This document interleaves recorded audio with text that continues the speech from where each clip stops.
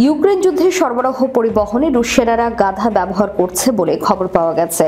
রুশ সামরিক কর্মকর্তারা দাবি করেছেন, কিছু কিছু ক্ষেত্রে গাধা ব্যবহার মানুষ ব্যবহারের চেয়ে বেশি কার্যকর। ইউক্রেনের পূর্বাঞ্চলীয় যুদ্ধক্ষেত্রে রাশিয়ার কিছু সামরিক ইউনিট এখন পরিবহনের মাধ্যম হিসেবে গাধা ব্যবহার করছে। মস্কোর সৈন্য যুদ্ধপন্থী ব্লগারদের বরাত দিয়ে এই তথ্য জানা গেছে। অনেকে একে যুদ্ধে রাশিয়ার সামগ্রিক অবস্থার চিত্র বলে উল্লেখ করেছেন।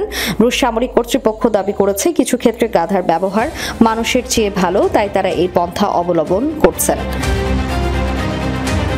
অস্ত্র সরবরাহ পৌঁছানোর জন্য গাধা ব্যবহারের বিষয়ে রাশিয়ার সাবেক লেফটেন্যান্ট জেনারেল ভিক্টর সোভালেভ বলেছেন, এটি একটি সাধারণ ব্যাপার।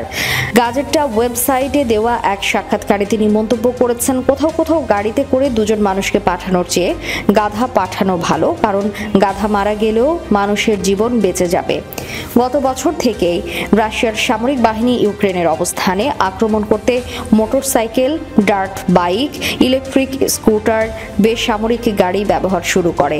বিশেষজ্ঞদের মতে এটি রাশিয়ার সামরিক সরঞ্জামের ঘাটতির একটি বড় সংকেত। যানবাহন মেরামতের গতি ক্ষতির তুলনায় অনেক পিছিয়ে আছে, ফলে রাশিয়ার সাঁজোয়া যানের মজুদ শীঘ্রই শেষ হয়ে যাবে।